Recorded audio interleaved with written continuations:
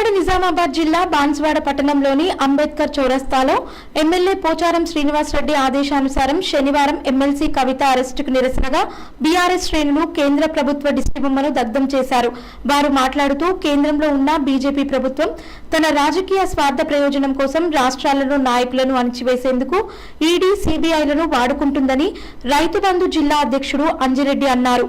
ఈ కార్యక్రమంలో పార్టీ పట్టణ అధ్యక్షుడు దాసరి శ్రీనివాస్, నాయకులు కృష్ణారెడ్డి, ఎజాజ్, బుల్లెట్ రాజు, కౌన్సిలర్లు లింగమేశ్వర్, వెంకటేష్, అఖిల్, అమీర్, కిరణ్, కార్యకర్తలు తదితరులు పాల్గొన్నారు.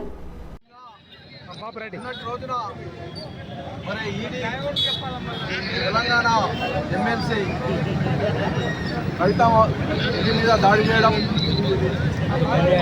మరి అది కేంద్ర ప్రభుత్వము బీఆర్ఎస్ పార్టీపై కక్ష సాధింపుగా వ్యవహరిస్తున్నటువంటి విషయం.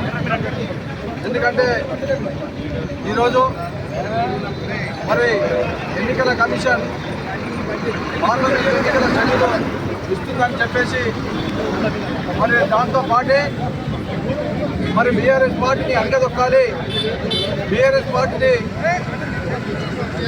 తెలంగాణలో లేకుండా చేయాలనే నిర్ణయంతో మరి కేంద్రంలో పాల్గొన్నటువంటి బీజేపీ ప్రభుత్వం ఒంటిగా మరి ఎమ్మెల్సీ అయినటువంటి కవిత ఇంటి మీద దాడి చేయడం,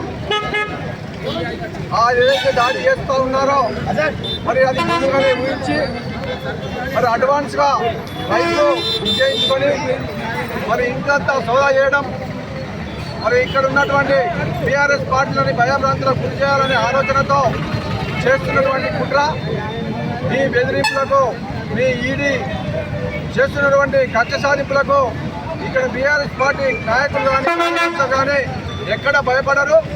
మీరు ఎన్ని కేసులు పెట్టినా మరి అవన్నీ కూడా ప్రభుత్వం ప్రజా దర్బార్లో నిలబడినటువంటి కేసులు పెడతా ఉన్నారు. ఎందుకంటే మరి అనేకమైనటువంటి జడ్జీలు కానీ లాయర్లు కానీ మరి చెప్తున్నటువంటి విషయం, గతంలోనే సుప్రీంకోర్టు ద్వారా ఎమ్మెల్సీ కవిత గారు మరి వారి సుప్రీంకోర్టులోనే స్టే తెచ్చుకోవడం, ఆ స్టేని నిరాకరించి కోర్టు ధిక్కారానికి పాల్పడినటువంటి ఈడీ మరి ముందుగానే పథకం ప్రకారమే ఈడీ కేసులు బనాయిస్తూ ఉన్నారు.